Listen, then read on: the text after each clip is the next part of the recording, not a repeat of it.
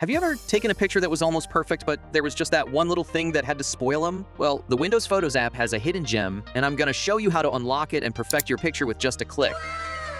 Show me how this works. Easy as 1, 2, 3. Just open up your imperfect photo.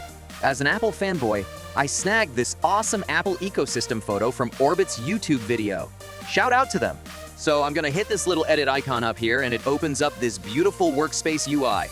Next up, I'm gonna click this retouch button, and a spot fix region pops up with a size slider that you can adjust to match the size of whatever you wanna fix. I'd be zapping away the Apple logo on that stunning deep purple iPhone 14 Pro. So all we do is click, wait a sec, and poof. Like magic, it's gone. Let's try the iPad next. Same crazy accuracy. I'm curious to see how it works on the pesky AirTag on the table. Increase the size. 80 should be huge enough.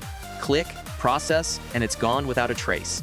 That's amazing! Max it out to 100. Yeah, it definitely won't work on the charging brick. And even the Apple Watch disappears.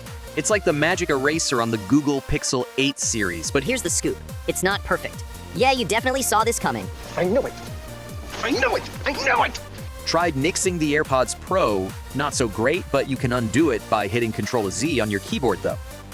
We tried the other AirTag and it leaves this little weird mark, probably because the AirTag is on the edge of the table. Ctrl-Z and it's back.